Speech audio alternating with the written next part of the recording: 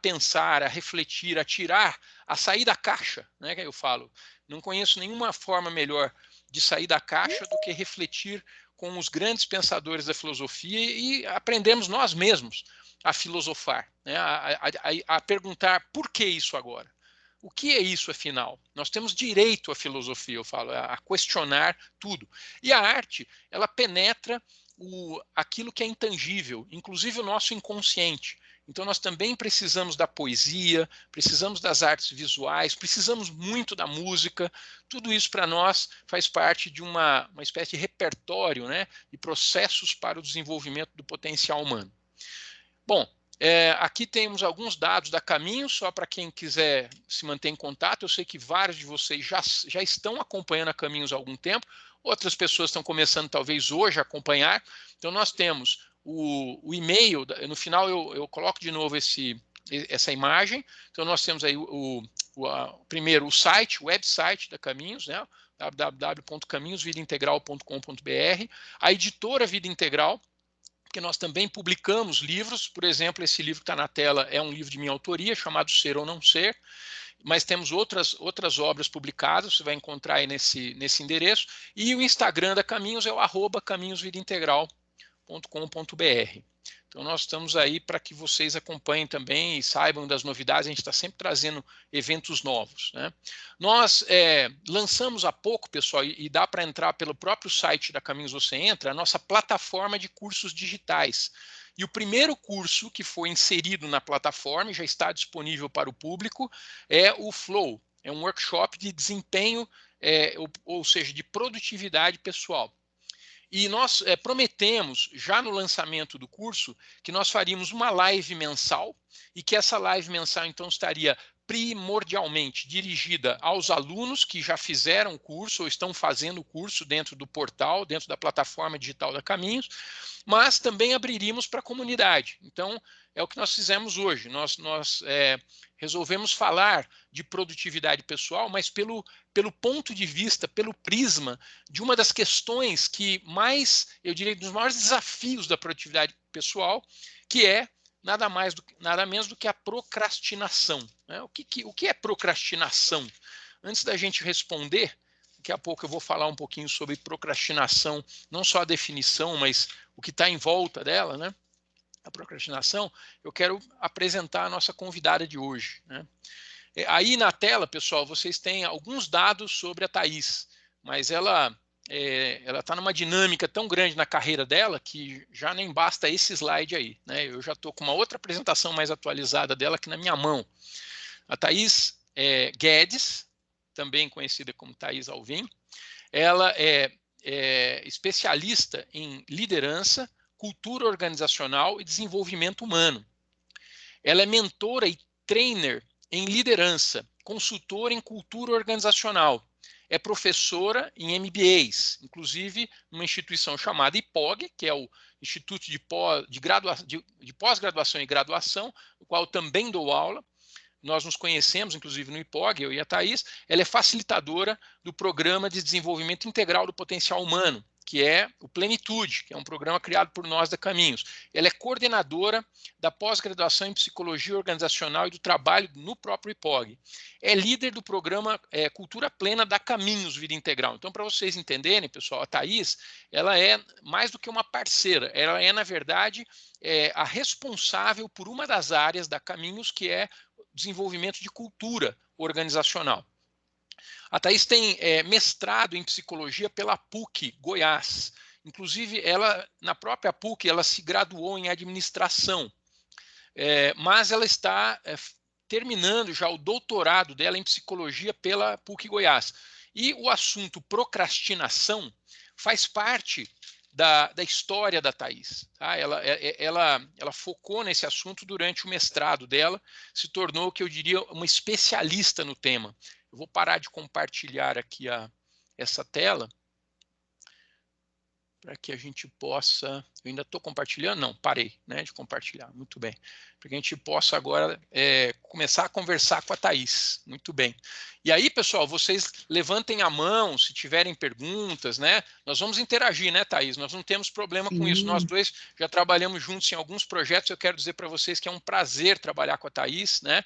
A gente já atendeu empresas e formamos... Só para vocês terem uma ideia, pessoal, Thaís e eu formamos juntos, nós dois, e com a ajuda de outras pessoas, né, como a Juliana Queiroz e tal, cerca de 800 professores do IPOG dentro da metodologia. Nós criamos e desenvolvemos um método, chama-se Método IPOG. Esse método, inclusive, virou um livro dentro do IPOG, que escrevemos juntos, e nós formamos cerca de 800 professores num período de 2 anos e meio, mais ou menos. Então, nós já temos bastante estrada aí, né, de trabalho juntos. Atendemos algumas empresas também juntos, né, Thaís? E a Thaís tem uma qualidade, assim, eu diria que entre as forças de caráter que ela tem, uma das mais brilhantes é a humildade, né?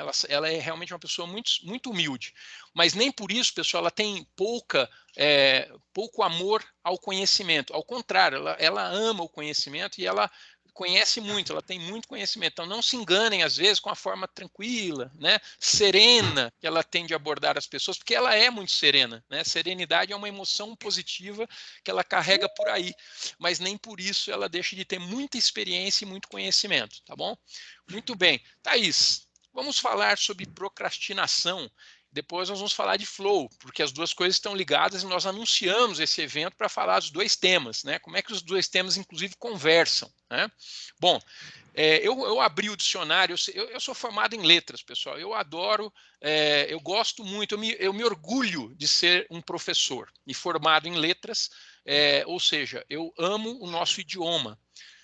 Acho que é importante qualquer profissional, não estou aqui falando da erudição, assim, de um conhecimento muito rebuscado da língua, não.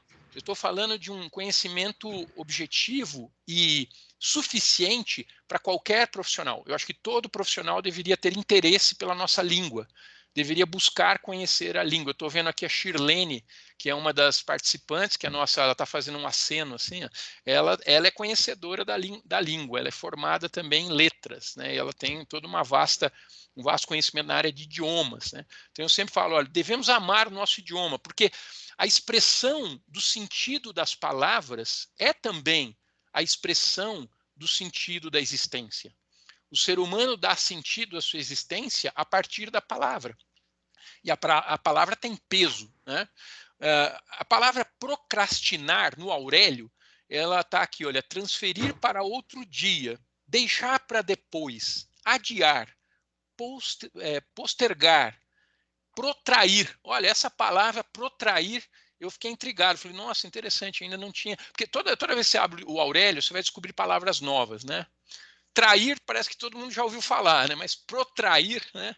Eu fiquei pensando, nossa, realmente existe uma traição dentro da procrastinação e geralmente essa traição é a respeito de nós mesmos, né? Ou seja, o atingido pela traição somos nós mesmos, né, Thaís? Bom, isso é o conceito de dicionário, Thaís, mas para alguém que fez mestrado, né, eu acho que você pode nos iluminar mais um pouco e explicar para a gente que fenômeno é esse, o que é a procrastinação e talvez nos explicar por que as pessoas procrastinam, tá bom, Thaís? Eu vou deixar agora a palavra com você para que a gente comece a falar mais do tema. Obrigada, Luciano. E ser apresentado por você já gera uma grande responsabilidade. Luciano, gente, é uma das pessoas que eu mais admiro, assim, que eu conheci pessoalmente. Então, para mim é um grande mentor. Obrigada, viu, Luciano, por todas as oportunidades que eu tenho aqui de estar aprendendo com você. E agradeço também a Anabela, é uma pessoa incrível, que me ajuda bastante também a fazer parte dessas interações. Obrigada, viu, Bela? E obrigada a cada um de vocês que estão aí, viu, gente? Muito prazer para alguns que eu não conheço e muito bom rever alguns aqui que eu já tive a oportunidade até de cumprimentar. Muito bem, olha, procrastinação realmente é uma autotraição, viu, Luciano? Porque até alguns autores falam que é uma espécie de um fenômeno que acontece de uma forma ilógica, irracional, até alguns autores usam, porque se nós formos olhar para as consequências da procrastinação, normalmente não são positivas.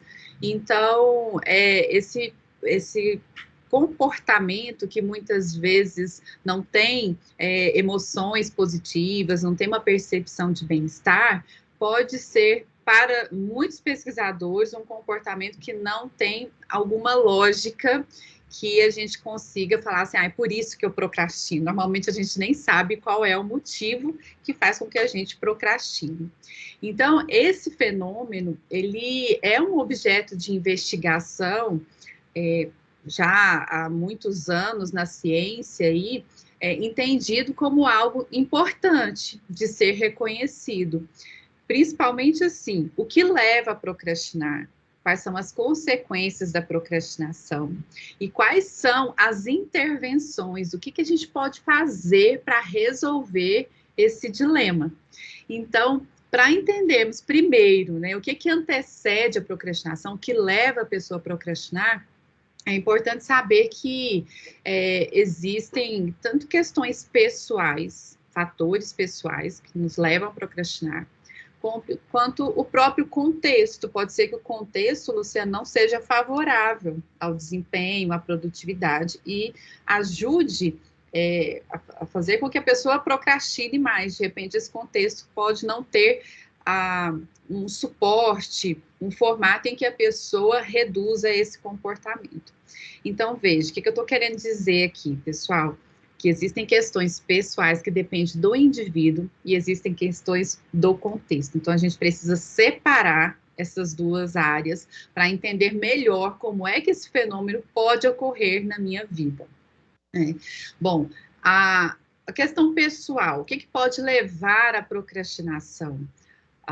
Nós temos aí várias pesquisas comprovando que o perfeccionismo, olha que coisa, gente, para mim, quando eu comecei a estudar esse fenômeno aí, eu achei super interessante. Pessoas perfeccionistas procrastinam mais. Sabe por quê? Porque nunca vai estar perfeito, então eu não começo, ou eu não concluo, eu nunca acho que está bom.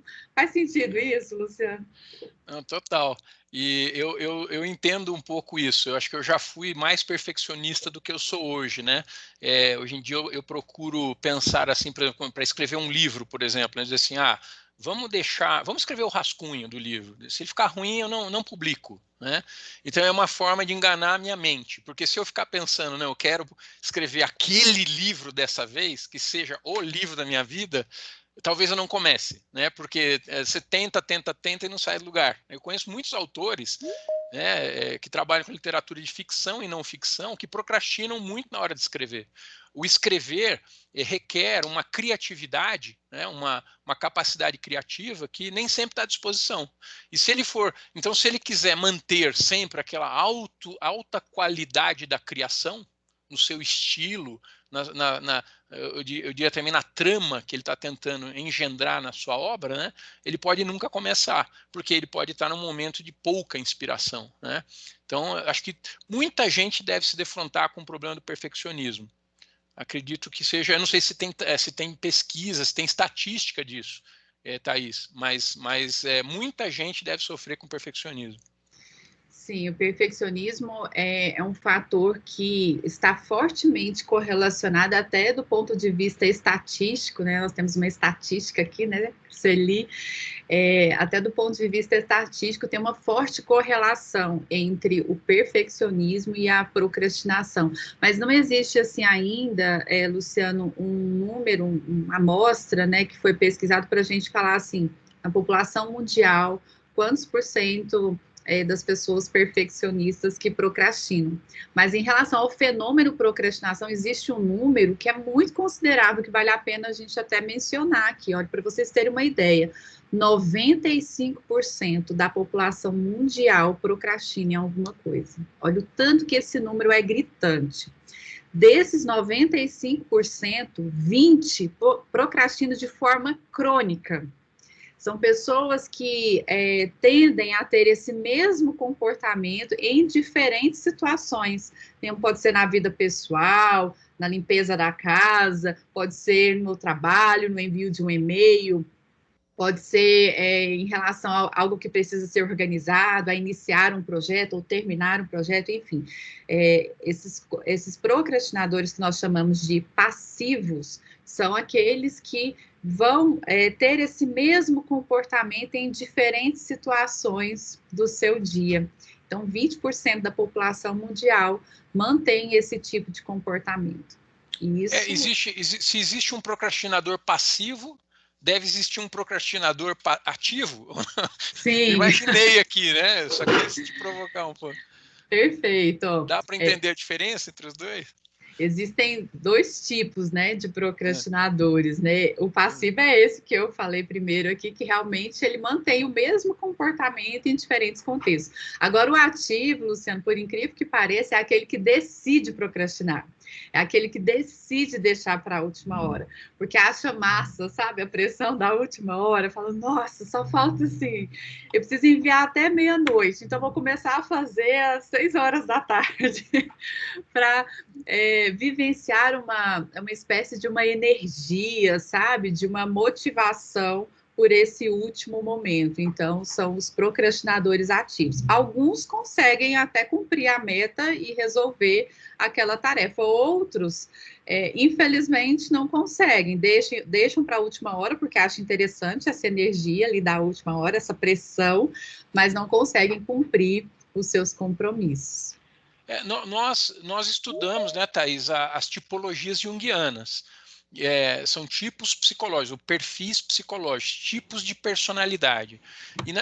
E segundo essa visão da tipologia junguiana, existem pessoas que são mais metódicas e pessoas que são mais espontâneas. Uma das características que a tipologia junguiana afirma a respeito dos espontâneos é que eles são bons de improviso, eles gostam de improvisar e eles gostam da sensação de criar na última hora. Tem uma adrenalina associada a esse padrão. Daria para dizer, então, que deve haver uma correlação entre o tipo espontâneo e essa procrastinação ativa, que é proposital? O que você acha?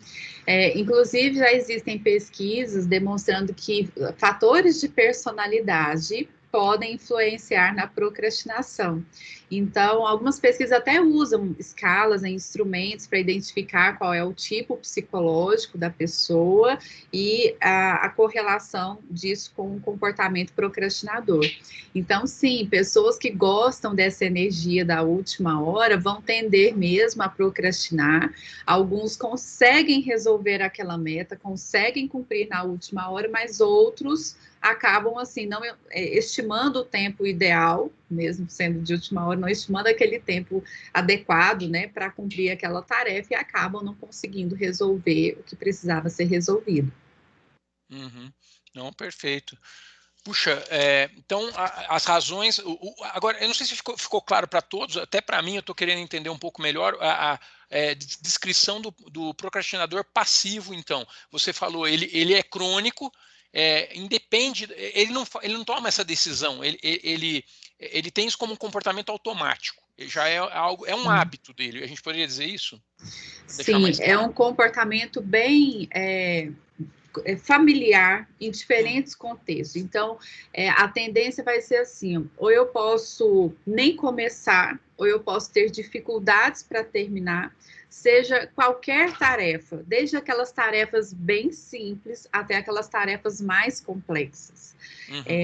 Porque até o tipo de tarefa pode influenciar na procrastinação, mas esse procrastinador que é passivo, ele vai manter o mesmo comportamento em diferentes situações. Que tipo de comportamento seria esse? De adiar, de deixar mesmo para depois, seja uma conclusão de algo, ou seja, até o início de algo.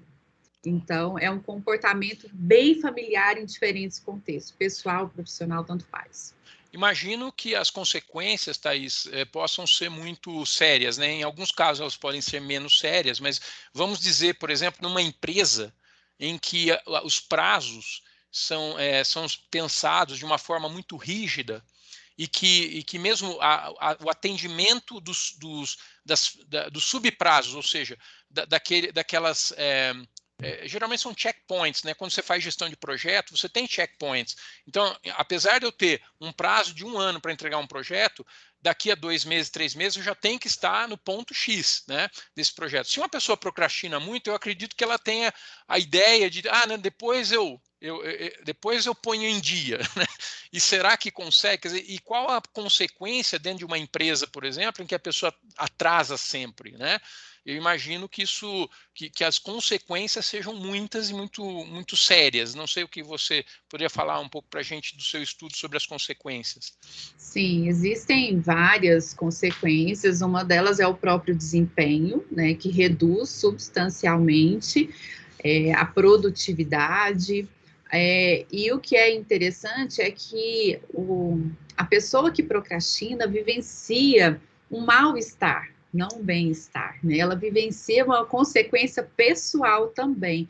Então, quem sofre com tudo isso não é só a empresa ou as pessoas que estão envolvidas, né, naquela situação, mas a própria pessoa vivencia uma série de emoções negativas, né? Então, o medo, a ansiedade, tristeza, tudo isso pode fazer com que a pessoa chegue a vivenciar. Então, ela Provavelmente a fica depressão, frustrada. né? A depressão deve ser um dos finais aí, ou seja, dos terminais, né, da procrastinação. A pessoa vai ficando mal, né? E isso acho que é interessante pensar dessa forma. Você trouxe uma luz interessante. Nós falamos muito na Caminhos sobre liderança humanizada. O que é a liderança humanizada para nós? É uma liderança em que os líderes têm a sensibilidade a respeito de quem trabalha com eles, né? Quer dizer, eu entendo quem são essas pessoas, quais são as forças delas, mas também quais são as suas limitações atuais e como achar soluções para tirá-las dessas limitações, para encaminhá-las para um desempenho melhor. Eu acho que o trabalho de um líder é esse. Se o líder somente diz tá bom, tá ruim, ou manda embora quem não fez pela primeira vez, ele não liderou nada, ele apenas executou de maneira mecânica, né, um processo de bem ou mal, assim, como se ele fosse um juiz ali só para dar decretos, né? Não, um verdadeiro líder vai pensar como eu ajudo essa pessoa a sair de um estágio de baixa produtividade para alta produtividade. Como eu ajudo uma pessoa a sair de uma situação muito reativa para uma situação mais proativa, certo? Então, perceber que alguém procrastina e está sofrendo com isso me parece uma função da liderança humanizada. Perfeito. E é uma intervenção super importante, até porque uma das coisas que pode fazer a pessoa procrastinar é a baixa autoestima. Então, o autoconhecimento, Luciano, é algo que pode ajudar bastante na correção aí desse tipo de comportamento, porque de repente a pessoa não acredita que pode, não acredita que é capaz. Então, um líder que proporciona uma liderança humanizada, né, vem bem nessa direção de conhecer o ser humano, de proporcionar uma experiência para aquele colaborador conhecer mais suas próprias habilidades, suas próprias capacidades, vai fazer com que ele entenda, assim, que agora eu preciso ter tarefas e metas compatíveis com essas habilidades para que eu consiga resolver. Então, a baixa autoestima está diretamente relacionada com a procrastinação, e um líder pode ajudar esse. Tem um comentário aqui do Fred. O Fred Machado é um amigo, é uma pessoa incrível, trabalha inclusive ligado aí à ISA, na arquitetura RH. Ainda sonhamos que ele faça alguns projetos conosco aqui na Caminhos. Bem-vindo, Fred. Ele escreveu um comentário, mas eu não tenho certeza se eu entendi o que ele disse. Então eu queria que ele mesmo nos ajudasse a entrar um pouco na conversa. Se você não se importar, Fred, de explicar, você pode dizer assim, ainda mais agora que o ser humano está na moda, né? Eu queria que você elaborasse um pouquinho sobre o assunto dentro do contexto que nós estamos falando. Pode ser, Fred? E aí provoca um pouco a Thaís. Pode ser com o maior prazer, Luciano. Eu que estou aguardando esse momento maravilhoso de estar aí junto com vocês, mas o que eu quis dizer dentro do contexto que vocês estão colocando, né, da falta de produtividade, da baixa estima e da liderança humanizada, é que agora, nesse momento de pandemia, onde as pessoas estão aí todas reclusas, isso parece que o ser humano virou algo a ser notado, né? O ser humano é moda agora, então falar sobre esses assuntos e entender o porquê o questionamento que as empresas fazem, por que que os meus funcionários estão muito mais produtivos em home office do que estavam dentro da minha empresa maravilhosa de totó, de puff colorido, de ping-pong, né? E procrastinaram tanto algumas decisões que estão tendo um retorno agora e prestando um pouco mais de atenção nos seres humanos. Foi por isso que é o timing que não deu certo ali. Não, adorei o seu comentário. É que às vezes só o trecho ali a gente não tira todas as riquezas que você tinha para falar. Obrigado, Fred. Thaís, você acha que as pessoas estão... A Thaís ainda vai falar, pessoal, sobre os caminhos, as soluções para sair da procrastinação, né? Daqui a pouquinho queria que você falasse sobre 2 prismas, Thaís. O prisma de quem lidera. Como eu ajudo o meu liderado a não procrastinar tanto? E o prisma de quem procrastina, né? Como é que eu saio da minha procrastinação? Queria muito que você elaborasse nesses 2 assuntos. Mas antes, o Fred fez uma provocação legal. Ele falou, será que na Covid, essa crise humanitária que nos faz sofrer, é óbvio que todos estamos sofrendo, né? Ela de alguma maneira vai nos trazer crescimento, lições novas, e será que nessa situação as pessoas estão procrastinando menos? Por que razões, né? Eu acho que foi uma provocação interessante do Fred, esse respeito. Sim, perfeito. Gostei muito, viu, Fred, da questão que você trouxe, porque, sim, pessoas que agora têm mais autonomia estão tendo a oportunidade aí de colocar, de imprimir, né, a sua digital nas atividades e acabar sendo reconhecido por isso, e isso é uma forma de reduzir a procrastinação. E vejo também, Fred, pessoas que se sentem completamente perdidas por não ter uma direção, né? E não sei por onde começar, ou seja, a indecisão e a própria insegurança do que a pandemia aí tem gerado, tanto nos líderes, nas empresas, como nas pessoas, isso pode levar também a pessoa a procrastinar mais. Todas as vezes que nós estamos indecisos com alguma coisa, isso leva à procrastinação. Sabe aquela energia mental que a gente fica assim... eu preciso fazer, eu preciso começar a fazer, não sei nem por onde, né? Não sei nem se esse caminho vai dar certo, não sei nem se vai dar um resultado ideal. Então, essa indecisão, a pessoa não vai ter clareza, né, da consequência dela, mas a consequência é a procrastinação. Agora, as pessoas mais autodeterminadas, sabe, Fred, que falam assim, não, o caminho é esse, eu tenho que fazer isso, e agora eu estou tendo mais autonomia, mais liberdade, isso aumenta a produtividade, isso reduz a procrastinação. Eu vou fazer um comentário também aqui da Ana Moura, só que eu vou inverter seu comentário, Ana. Nós somos muito amigos, ela vai permitir que eu faça um jogo de palavras aqui. Ó. Ela está falando sobre se a pessoa tem ou não consciência. Na verdade, ela quer saber, né, se a pessoa teria consciência. Eu quero perguntar ao contrário. Thaís, tem alguém que não tem consciência de que é procrastinador? A pessoa procrastina e não tem essa consciência? Você acha que isso é possível? Olha, a maioria das pessoas tem consciência, inclusive sofre muito com isso. Sim. Né? Então, por isso que alguns pesquisadores chamam esse fenômeno de uma crença irracional. Tipo, eu sei as consequências, eu sei que eu procrastino, e por que eu ainda faço isso? Se isso não me leva a consequências positivas, se isso não me ajuda de alguma maneira. Então, normalmente a pessoa tem a consciência porque ela experimenta muitas emoções negativas, assim, eu queria, às vezes ela não verbaliza, não diz. Mas ela a é a primeira sofre. vítima, né? Sim. Ela é a primeira vítima. Muito bom. E Thaís, quais são os caminhos? Já que o nome da empresa é Caminhos, né? Quais são os caminhos para sair da procrastinação? O que a gente poderia recomendar? Eu sei que você pretende escrever um livro, nós já conversamos sobre isso na nossa editora, inclusive, né? Quem sabe vai sair tudo bem aí para o futuro. Mas hoje, pelo menos um pouco, você podia contribuir, compartilhar conosco quais são os caminhos para sair da procrastinação. Ilumine-nos. Bom, sem procrastinar esse livro, né, Luciano? É isso aí, é isso aí. Porque você fala, gente, eu entendo sobre procrastinação, mas eu não posso falar que eu sou uma especialista em procrastinação, senão não vai ser bem entendido isso, né? Bom, então, assim, existem vários caminhos, e é super interessante, primeiro, identificar, Luciano, um caminho importante aqui, que tipo de tarefa normalmente eu procrastino.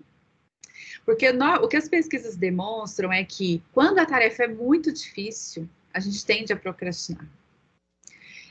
Como a gente pode resolver isso de uma forma bem prática, né? Imagine que eu tenho um grande projeto ali. Começar a dividir esse projeto por partes e ver cada parte como com início, meio e fim é algo que já pode reduzir esse comportamento procrastinador. Todas as vezes que nós estamos diante de um grande sonho, de um grande projeto, pode vir aquela percepção, mas quando é que eu vou concluir isso? Como é que eu vou começar? Será que vai dar certo? Será que eu consigo? Então, todas essas questões podem aparecer, e a tendência é ir deixando isso para depois. Então, identificar o tipo de tarefa é algo que pode ajudar bastante a redução da procrastinação. Não sei se você já se deparou com a discussão sobre prazo e sem prazo, né? Porque como eu faço parte aí do grupo dos escritores, há escritores que são tão famosos, eles vendem tão bem, que as editoras pressionam o escritor para ele entregar os originais no prazo. Então, ele é mais ou menos parecido com o que acontece dentro das empresas. Você tem um prazo, você precisa entregar, vamos lá, né? Mas há escritores que não são tão famosos, que querem ser publicados, e a editora não faz questão. Fala, quando você estiver pronto, você me manda o original. Então, ele passa a não ter um prazo. Isso ajuda a procrastinar, ou seja, quando uma pessoa tem um sonho ou algo a fazer que é relevante, mas que não tem prazo marcado, isso aumenta ou diminui a procrastinação na sua visão? O que você acha? Sim, isso aumenta a procrastinação, até porque eu não visualizo aquele cenário, e até, Luciano, um prazo que é estabelecido de forma muito longa, isso também pode levar à procrastinação. O que as pesquisas têm demonstrado, e até no meu mestrado eu fiz uma correlação da autoliderança com a procrastinação, e existe realmente uma forte correlação disso, pessoas que se lideram procrastinam menos. E uma questão da autoliderança é que quando eu estabeleço prazo curto, eu vou tender a realizar aquela tarefa. Então, veja, o que nós estamos colocando aqui, ó. Eu tenho uma grande tarefa, diminui essa tarefa, né? Reduz essa tarefa em partes. Cada parte, com um pequeno prazo, pode levar a uma redução dessa procrastinação. Entendendo que eu consigo, que eu tenho habilidade suficiente para resolver aquela tarefa, e pequenos prazos podem ser super positivos para a produtividade. Mas olha que frase importante você falou aí. Você diz assim, desde que a pessoa esteja habilitada para resolver, vamos dizer assim, as questões envolvidas naquela tarefa menor. Quer dizer, já consegui partir o elefante em bifes. Nossa, que frase antiecológica, meu Deus. Né? Agora, eu preciso atacar aquele bife. Agora, preciso saber se eu estou preparado, né? Se eu tenho habilidades para. Isso também entra na mistura, certo, Thaís? A pessoa precisa equilibrar as suas habilidades com o desafio a ser resolvido. Às vezes, a pessoa precisa dar um passo atrás e se habilitar, né? Fazer um curso ou consultar um especialista, enfim, aprender algo antes de tentar ir de novo, né? Exatamente. Então, assim, procrastinação da tarefa está totalmente ligado a isso. Eu preciso identificar quais são as minhas capacidades técnicas e comportamentais para aquela tarefa, e sendo uma pequena tarefa com pequenos prazos, eu vou ter um resultado um pouco melhor. Agora, tem pessoas, Luciano, que não procrastinam tanto tarefa, sabe? Procrastinam mais na decisão. Tem gente que demora a decidir alguma coisa, né? Principalmente aquelas decisões, assim, que envolve uma negociação dos nossos valores pessoais, sabe? Claro.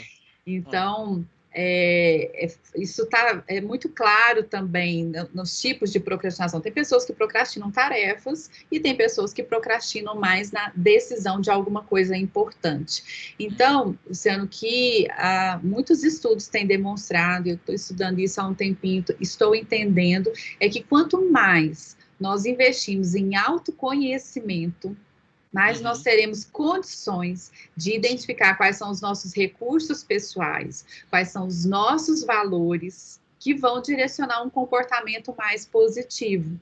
Então, assim, se alguém fizer uma pergunta assim, por onde eu começo, né, para resolver esse resultado final, que é o aumento da minha produtividade, o autoconhecimento. Nossa, aí você entrou naquele momento, Thaís, que a gente tinha conversado que iria provavelmente ocorrer nessa live. Eu falei, olha, a gente vai ter que decidir se o flow ele é uma solução para procrastinação ou se a gente precisa resolver a procrastinação para poder entrar em flow. Lembra que foi uma conversa do tipo ovo e galinha que nós tivemos, né? E acho que você chegou no ponto-chave, que é o autoconhecimento. Antes da gente avançar para conversar também sobre o flow, eu estou vendo aqui algumas perguntas, né? Ana Lúcia falou, a procrastinação pode ser considerada patológica? Bom, vou deixar a Thaís falar, mas até certo ponto eu acho que ela é natural, todo mundo procrastina um pouco, né, Thaís? Mas quando começa a atrapalhar a nossa vida, ou seja, leva para disfuncionalidade, já está dentro de um padrão que a gente pode chamar de patológico.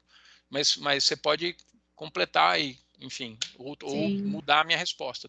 Não, é isso mesmo, Luciano. E aí, quando é que a gente começa a perceber que isso já está totalmente disfuncional? Quando eu estou experimentando altos níveis de ansiedade, quando eu fico vivenciando muitas emoções negativas de uma forma intensa, como medo, tristeza, ou seja, eu não fico satisfeito de jeito nenhum com o meu comportamento, e cada vez e isso ocupa a maior parte do meu dia. Então, nesses níveis mais avançados, a gente precisa ter um cuidado, um apoio, porque não é uma brincadeira, né? E muitas pessoas acabam procrastinando coisas muito importantes na vida, né, Luciano? Por exemplo, um curso importante que vai ajudar na carreira, ou procurar um emprego. Quantas pessoas, né, estão em busca de uma colocação aí no mercado e não vão, simplesmente não vão. Né? Eu conheci uns cabras aí que procrastinaram o pedido de casamento, você imagina. O problema criado. Anos e anos de noivado, né? Aí é complicado, você vê que as coisas podem ser sérias. A Shirlene comentou aqui, olha, foi observado uma relação entre procrastinação e processo cognitivo organizacional. A Shirlene, ela tem algumas, vamos dizer assim, umas tiradas meio profundas aí, né? Mas a gente sabe que a organização, vamos dizer assim, a organização tem um processo cognitivo, ou seja, não sei se você quer elaborar sobre isso, Thaís, ou perguntar alguma coisa para a Shirlene para tirar a sua resposta daí, essa pergunta. Eu queria entender melhor, Shirlene, assim, como o Fred contextualizou a pergunta, eu gostaria, se você pudesse, por gentileza, contextualizar, ainda assim a gente vai mais direto ao ponto. Que é o que seria esse processo cognitivo. Enquanto a Shirlene traz, a Priscila falou uma coisa legal, crenças limitantes também devem influenciar bastante nisso, sim. Priscila, olha que interessante, vou contar minha história, né? Eu já tinha escrito um livro, que é o Logos, que é um livro, na verdade, que é apenas uma espécie de relato de aulas que eu dei, né? Isso eu fiz em 2010. Eu já sou formado em letras lá no início, mas eu sempre tive uma espécie de experiência meio, eu diria assim, tinha uma pedra no meio do caminho. Tinha uma ideia de que o escritor tem uma caneta mágica, né? Então, assim, por quê? Porque eu admiro grandes escritores, né? E acho que isso fez bem e fez mal a mim. Por quê? Se você vai ler Shakespeare, você vai ler Goethe, você fala assim, cara, quando que eu vou escrever assim? Nunca, né? E aí, vou escrever ou não vou escrever? Então ficava muito, né?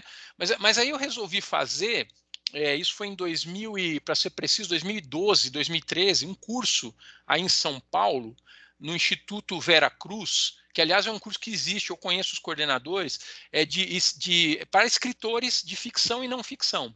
Muito interessante. Então, quem são os professores? São escritores, né?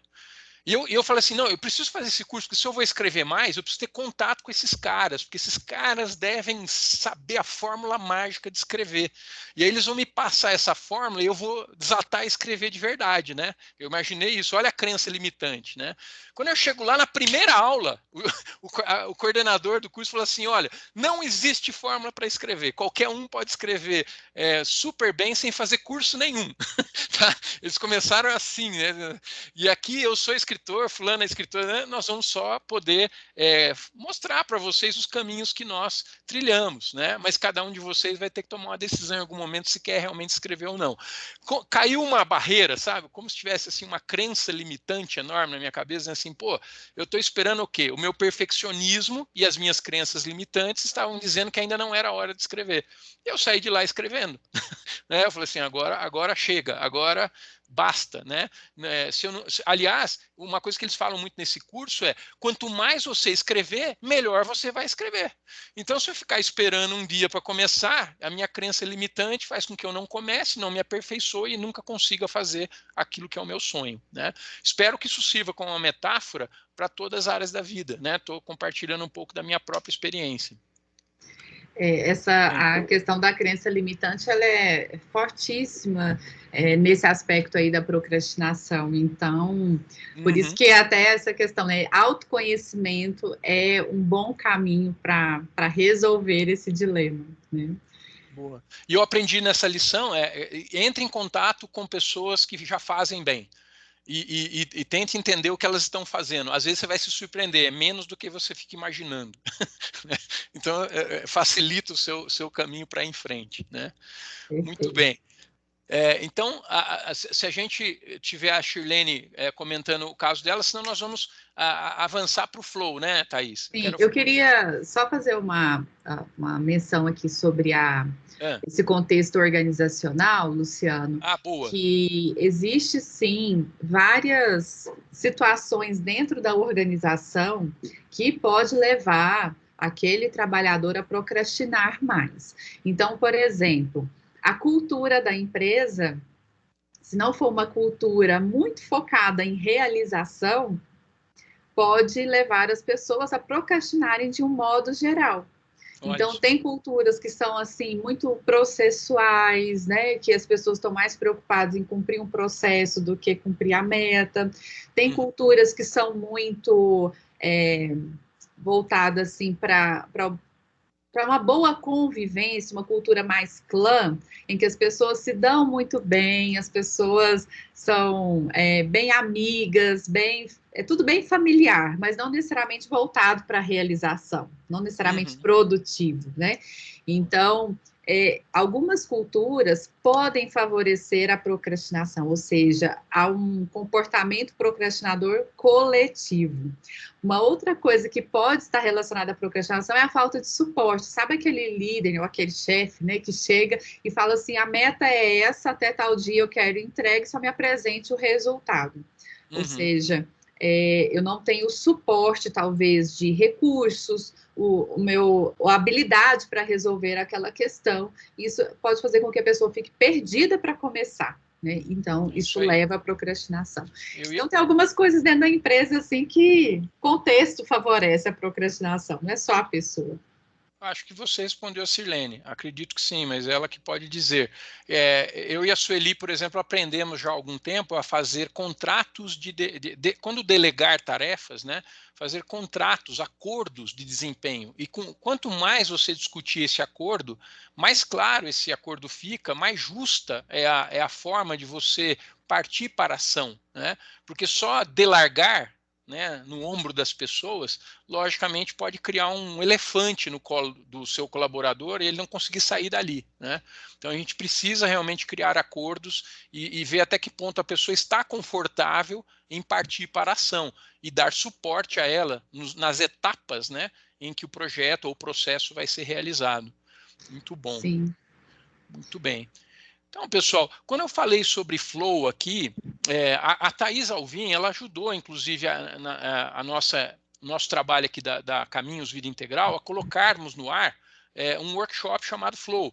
Primeiro, de modo presencial, né? Nós, inclusive, tivemos 2 sessões juntos, né, Thaís, do Flow, Workshop Flow, em São Paulo. E agora nós acabamos de lançar na plataforma digital da Caminhos o curso que é o Workshop Flow. E o que é o flow, né? A palavra é fluxo. Não sei se você quer falar um pouquinho já agora, Thaís. Antes, eu vou fazer o seguinte, eu vou apresentar uns slides sobre flow, mas eu queria que você fizesse a primeira correlação entre flow e procrastinação. E depois eu sigo falando um pouco mais do flow. perfeito. Bom, o flow, se a gente for pensar aqui na tradução, né, dessa palavra, é um estado de fluxo que nós entramos no trabalho, numa execução de uma determinada tarefa. Então, todas as vezes que nós temos a oportunidade de entrar nesse fluxo, a gente vai realizar, a gente vai ter um resultado positivo. Agora, como chegar nisso? Como chegar nesse fluxo? Primeiro é entender que procrastinação não é preguiça, viu, gente? Isso aí é paradigma, tá? Procrastinação não tem nada a ver com preguiça. Procrastinação é a dificuldade de iniciar uma tarefa ou tomar uma decisão. Bom, se eu estou com dificuldade de realizar uma determinada tarefa, eu não sei exatamente por onde começar, eu preciso ter uma estrutura clara de quais são as minhas habilidades para resolver uma determinada tarefa. Então, o flow, né, Luciana, ele consegue calibrar isso de uma forma muito objetiva, de uma forma muito clara para a pessoa, né? Seria o equilíbrio entre a tarefa e a habilidade necessária para cumprir aquele objetivo. E assim a pessoa entra num estado de fluxo em que ela tem uma excelente performance, um excelente resultado. Então, o flow é uma intervenção positiva, viu, gente? Quem está aí no ambiente organizacional e está dando suporte para uma equipe, até em home office, viu, Fred, como você trouxe essa questão, é super importante de alinhar habilidades, conhecer a minha equipe com as tarefas que vão ser executadas ao longo daquele dia. E aí, Luciano, isso tem tudo a ver com o aumento do desempenho, né? Muito bem. Vamos falar um pouquinho aqui do flow, né? No workshop, eu passo por duas etapas, né? Primeiro eu quero trazer essa frase aqui de Santo Agostinho, que é para mexer um pouco com as mentes. Eu adoro um pouquinho, uma pitada de filosofia sempre vai bem, tá, pessoal? Em tudo na vida. E Santo Agostinho dizia isso, olha, que assunto mais familiar e mais batido em nossas conversas do que o tempo. Contudo, se ninguém me pergunta, eu o sei. Mas se me perguntam, eu quero explicar, não sei mais nada, né? O que é o tempo, né? A pergunta o que é o tempo intriga os filósofos há muito tempo. Olha só que paradoxo, há muito tempo o que é o tempo intriga os filósofos, né? Teve até um debate famoso entre Einstein e Bergson, que é um filósofo francês, para definir o tempo físico, que é dos cientistas, dos físicos, e o tempo psicológico ou filosófico, que é mais da psicologia e da filosofia, né? Bom, no Flow, pessoal, no Workshop Flow, nós falamos sobre um conceito grego antigo, que é o tempo Cronos e o tempo Kairos. O tempo Cronos é o relógio, é o tempo objetivo, é o tic-tac do seu relógio, é o prazo que nós temos para cumprir nossas tarefas, né? Mas o Kairos, ele não é objetivo, é uma experiência da consciência, é uma experiência da alma. É uma experiência interior, é como eu me sinto em relação ao tempo. Na verdade, é como a minha consciência experimenta o tempo. E eu estou convencido de que a questão da procrastinação também passa pelas duas formas como nós enxergamos e como nós nos organizamos em relação a esses dois aspectos do tempo, né?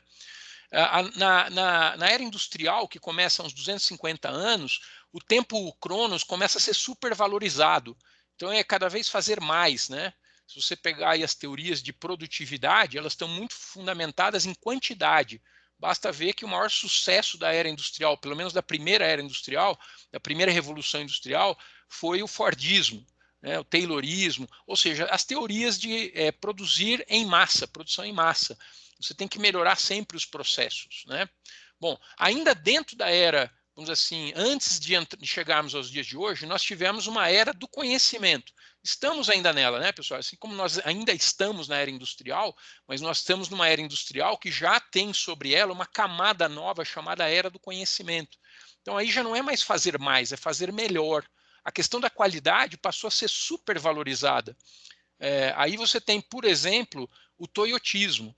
Quem já estudou um pouco de administração já ouviu falar da Toyota, sabe que eles criaram, né, o Demen, que foi lá dos Estados Unidos para o Japão, eles criaram juntos essa mentalidade que é de qualidade total, fazer sem erros, né? Então isso gerou, nós demos entrada desde a época da ida do homem à Lua, a um grande pensamento inovador. Nós queremos sempre inovar, sempre fazer coisas de alta qualidade para satisfazer plenamente nossos clientes, e nós queremos inovar muito.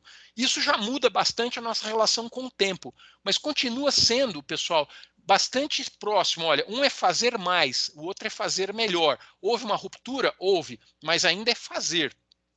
Vai existir uma terceira era aí que eu quero falar, pessoal, que vai vir com o tempo Kairos. Mas antes disso, só para, vamos dizer assim, fechar um pouco, antes de entrarmos no flow, o que aprendemos sobre o tempo Cronos para que sejamos produtivos? Tem 4 fundamentos que todas as grandes escolas de gestão do tempo batem muito neles, tá, pessoal, nesses fundamentos. O primeiro objetivos devem ser poucos. Cuidado, não tenha muitas metas. Cuidado, não tenha muitos objetivos. De preferência, um só. Até há empresas que se surpreendem. Com uma única meta, elas vão mais longe do que com muitas metas. Então, isso é uma das grandes ideias para você ser mais produtivo. E também para você procrastinar menos. Eu acredito que a Thaís possa me confirmar isso, que uma pessoa que acaba tendo metas demais, tarefas demais, áreas demais na vida para cuidar, que ela tenda à procrastinação ou não, ou ela começa a realmente fazer tudo, mas perde a qualidade. Então, são armadilhas diferentes. Uma é a procrastinação e a outra é a perda da qualidade naquilo que se faz. Uma ou outra, eu acho que nenhuma das duas nos interessam. Eu não sei se você quer dizer alguma coisa, Thaís, sobre isso. Perfeito, Luciano. Tem pessoas que abrem várias janelas no dia, né? Então, vão começar a trabalhar e vai abrindo janela. Então, assim, é o prazer de começar, mas não de ir fechando, né? Então, eu estou relacionando essas janelas aqui como se fosse um ambiente no computador, porque é exatamente o que a gente acaba fazendo quando a gente tem várias metas. Então, por isso, vou definir uma: começo e termino. Começo e termino. Então, imagine que você tenha um bom objetivo, uma meta bem pensada, que você acredita que seja muito essencial para a sua vida, pessoal ou profissional, e que você desdobre, no item 2, desdobre esse objetivo em tarefas menores, que é o que a Thaís já falou. Isso é um grande caminho para evitar a procrastinação.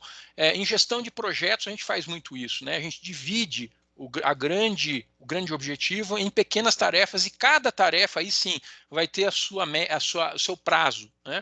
E aí você saber em cada dia escolher prioridades. É preciso ter algum critério de prioridade.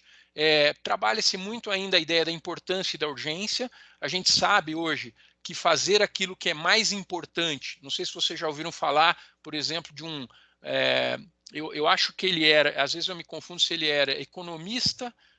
Eu acho que ele era economista, o Pareto. Ele fala sobre a importância da proporção 20-80, ou seja, 20% do que nós fazemos vão resultar em 80% dos nossos resultados, vão levar a 80% dos nossos resultados. Então, se eu entendo melhor quais são as ações do meu dia que têm maior valor, eu devo fazer boas escolhas.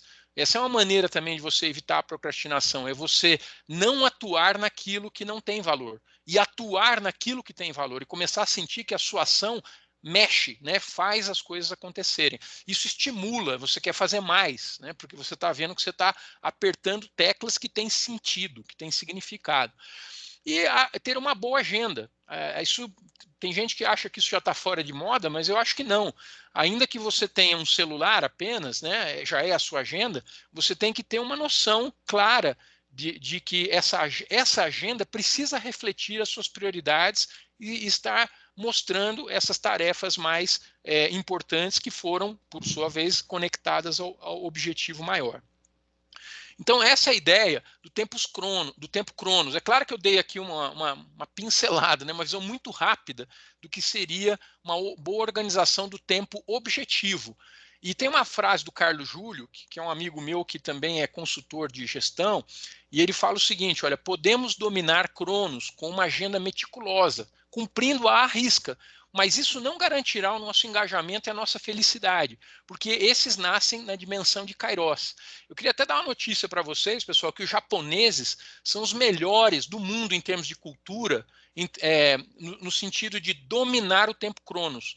Eles são muito dedicados, muito disciplinados, trabalham demais, né? A agenda deles chega a ser muito pesada, eles não gostam de tirar férias, os japoneses, e se você quiser ver um lugar onde a qualidade na entrega é levada a séria, é na cultura organizacional e corporativa dos japoneses. Porém, um dado que vem se juntar a esse para nós pensarmos aqui, é o país número 1 hoje em estresse crônico. Olha que doido.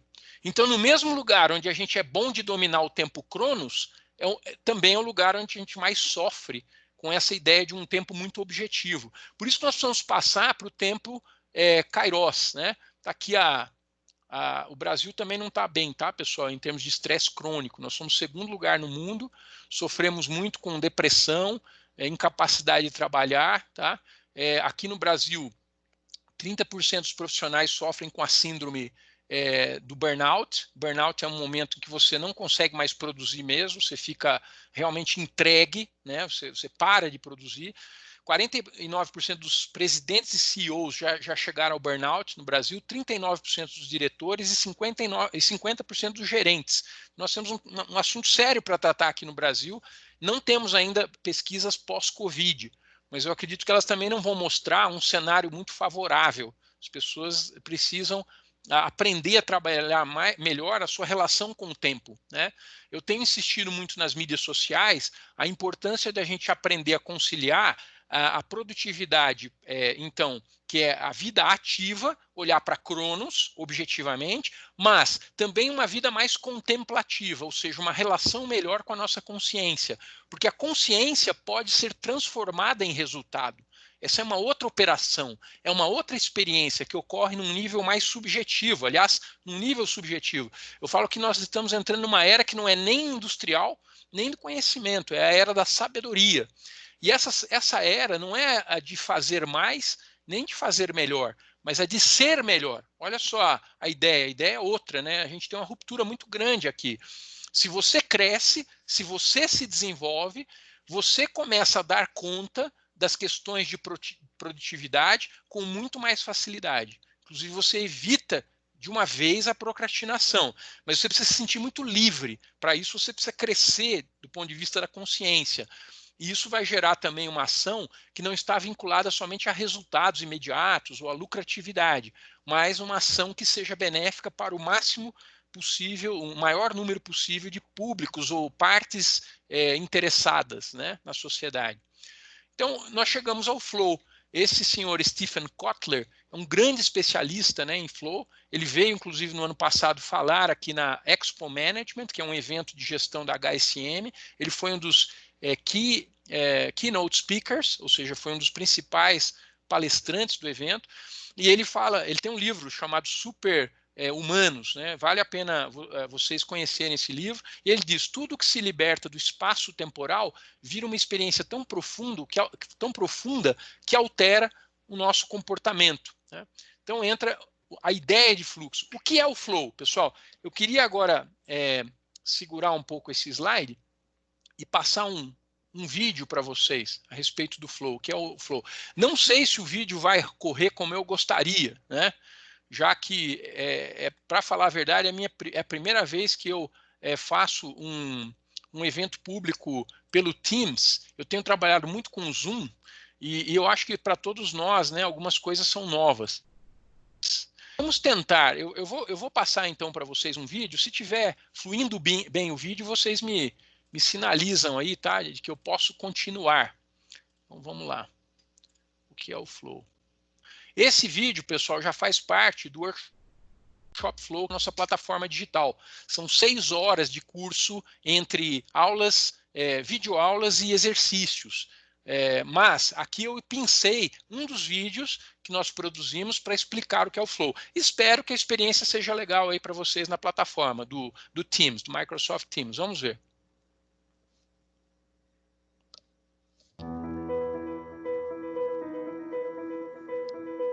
Afinal, o que é o flow? Inicialmente, podemos dizer que é o estado alterado de consciência, no qual o indivíduo, durante a execução de uma atividade, está imerso em um sentimento de foco hiperenergizante, envolvimento total e prazer em fazê-la.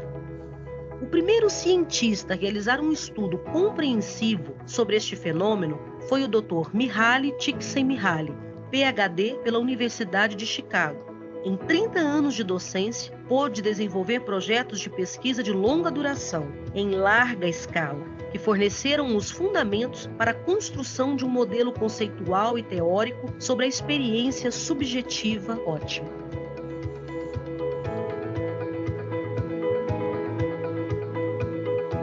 Em seu livro Flow e Psicologia Positiva, o professor Helder Camei, mestre em Psicologia Social e do Trabalho pela Universidade de São Paulo, explica que o fundamento da experiência de flow está nas atividades que realizamos por motivações intrínsecas, as mesmas que levam as crianças a brincar e muitos artistas plásticos a pintar ou esculpir por horas e horas a fio, sem expectativa de qualquer recompensa. É o agir pelo prazer de agir.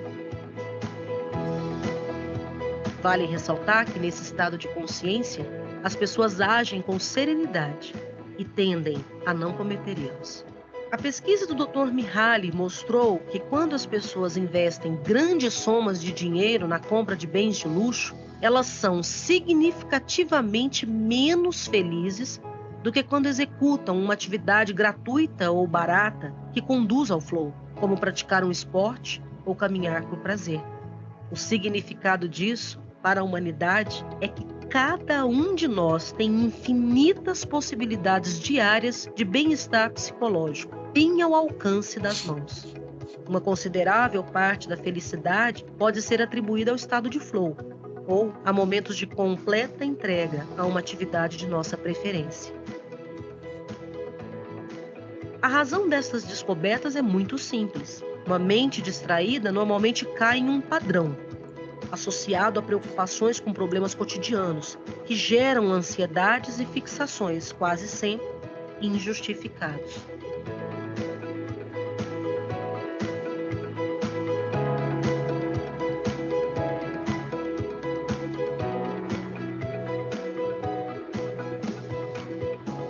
Enquanto isso, o estado de flow tem sido comparado ao exercício da mindfulness, mente plena, e pode ser classificado como meditação em movimento. O processo envolve atenção plena, no momento presente.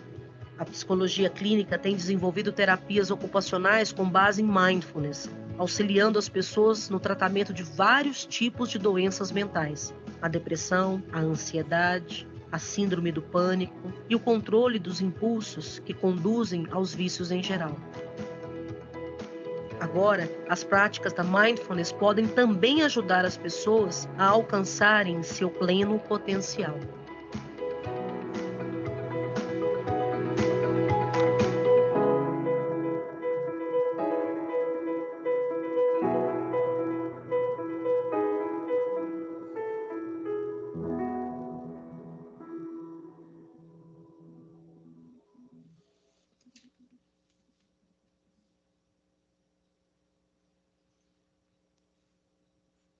E aí, pessoal, rodou bem o vídeo? Foi bem sucedido o vídeo? Perfeito, Luciano. Ficou excelente. Ótimo. Que legal, que legal. Então, o flow, pessoal, vocês veem, se a gente aprende a entrar em flow, a gente aprende a sair da procrastinação. Só que o flow, o encaminhamento do flow, são atividades ligadas a motivações intrínsecas, ou seja, quando eu tenho uma visão mercenária da minha atividade, estou usando uma palavra pesada de propósito, que é para marcar a minha didática, né? Ou seja, quando eu estou muito interessado no resultado dessa ação, eu não vou entrar em flow, né? Eu, na verdade, fico ansioso, eu sofro com essa ação, e da próxima vez que eu tiver que fazer essa ação vai me parecer uma ação que vai levar ao sofrimento, vai haver um pequeno trauma, não vamos chamar isso de um trauma enorme, mas pense num microtrauma. Olha, toda vez que eu tenho que fazer isso, eu sofro com isso. Mas também estou fazendo porque eu quero muito o resultado. E esse querer muito o resultado gera uma pressão muito grande sobre mim. Então as pessoas vão ficando super ou hiper estressadas com o acúmulo desses pequenos momentos. Quando o indivíduo reverte isso, começa a pensar de outra forma, ele diz assim, não, eu quero agir por motivações intrínsecas, pela mesma razão que uma criança brinca. Só que isso vai gerar, logicamente, um redirecionamento da vida dela, da pessoa. Um redirecionamento, às vezes, eu diria, profissional, um redirecionamento de hobbies, né? Um redirecionamento de como ele usa o tempo. Eu, por exemplo, redirecionei meu tempo da seguinte forma, e aí fica a minha dica para combater a procrastinação. Eu acredito que as primeiras horas da manhã devem ser envolvidas em atividades altamente estimulantes para mim. De tal modo que, por exemplo, eu não sou bom com burocracia, não gosto de burocracia, mas às vezes eu tenho que trabalhar em tarefas burocráticas. E o que eu tendo a fazer? A procrastinar.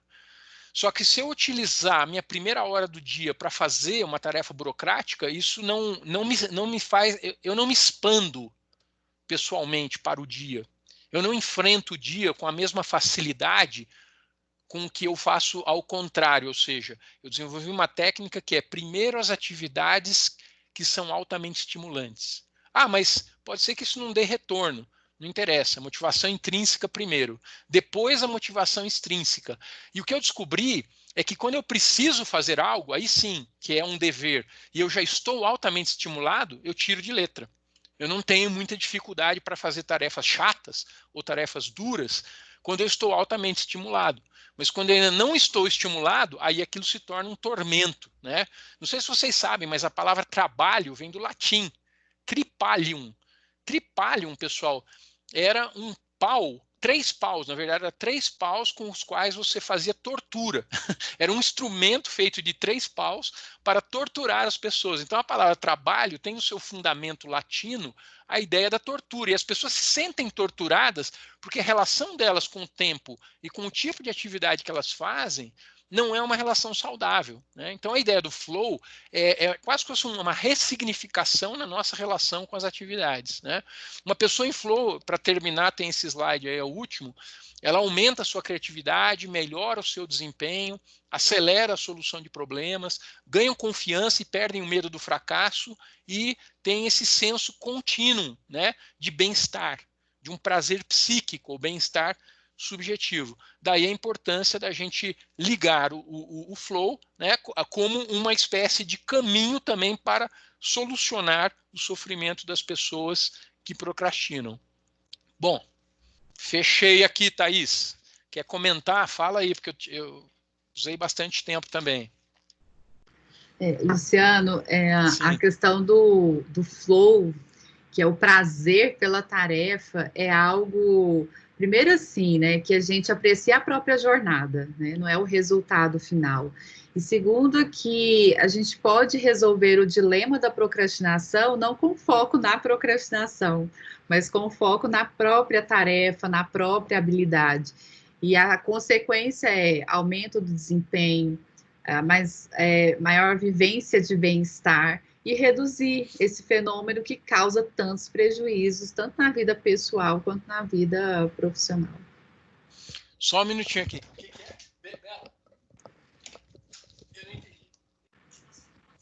Ixi, espera aí, pessoal. Estou recebendo orientações aqui. E aí? Pessoal, gostaram do vídeo? Alguém, Isa, você viu de quem era a voz narrando o vídeo? Belíssima! A Priscila também ouviu. É a Bela, né? Muito bem. Olha só, a Bela, ela está me dizendo aqui agora que eu entendi o recado. Olha, ela anotou os nomes dos 28 participantes que estão conosco nesse momento e ela numerou. Ou seja, de 1 a 28. E ela está dizendo aqui, porque ela que faz, as promoções são todas dela, viu, pessoal? Ela que manda nessa parte aí. E ela está dizendo que está fazendo uma promoção, ou seja, um sorteio de um link para o curso do Flow. Então, lógico, alguns de vocês estão aqui justamente porque vocês adquiriram o curso e já estão fazendo o Flow. Mas uma pessoa que entrou hoje e que não esteja fazendo o Flow ainda, vai ganhar o link do Flow. É um sorteio que a Bela está fazendo agora. Muito bem, enquanto ela vai lá vendo o sorteio, a gente já está chegando ao final, pessoal, mas nós estamos aqui para as perguntas, os comentários, as risadas, as críticas, tá tudo valendo aí, pessoal. Quem quiser, fale à vontade. E aqui estou vendo algumas... Luciano, eu quero fazer um convite para o pessoal que está aqui participando desse dia tão especial. Sim. Eu estou reunindo, tá, pessoal, algumas pessoas aí para minha pesquisa que queiram participar de um estudo diário, um acompanhamento por 7 dias aí em relação ao próprio desempenho das tarefas, a organização do tempo, enfim. Então, faz parte da minha pesquisa no doutorado, então, quem quiser, tá, pessoal, participar, estou aí nessa empreitada de reunir mais de 1.000 pessoas que queiram ser acompanhadas aí durante 7 dias para avaliar o seu próprio comportamento aí diante das tarefas, tá bom? Tá o convite aí, viu, pessoal? Obrigada. Thaís, tá me ouvindo, né, a Bela? Tá me ouvindo? Sim, tô. Escolhe para mim um número de 1 a 28 e essa pessoa vai ganhar o link do Flow. Agora, 22, sem pensar muito. Bela, 22. Quanto? 2 22. patinhos na lagoa. Deixa eu ver. Ah, Giza, meu amor, você ganhou o link. Giza Ferreira. Fala oi aí pro pessoal. Giza, cadê a Giza? Querida. Olha, que legal. Nossa. Olá, oi. Não, a Giza tá aqui. Ela tá aí. Ganhou o Flow. Nossa, que olha, eu fiz um pensamento positivo aqui para eu ganhar esse link, hein? Faz pensamento positivo aí para iluminar a cabeça dos cientistas para achar a vacina do coronavírus, pelo amor de Deus. Minha amiga, isso todo dia. Todo dia.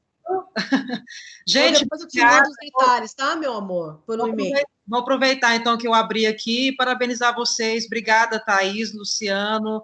Estou aqui atenta e obrigada por compartilhar esse conhecimento de vocês. Estou sempre acompanhando Caminhos, quando eu posso aqui, e muito feliz de estar aqui com vocês. Obrigada, querida. Obrigado, Giza. A gente gosta muito de você também.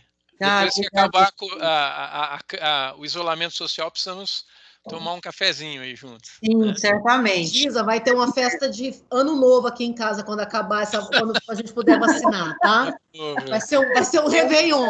Não sei quando vai ser, não, mas vai ser um Réveillon. Tá bom? Você tá convidada. Bela. Obrigada, gente. Um abraço para vocês. Um abraço. Vou fechar meu microfone aqui, peraí. Tá bom.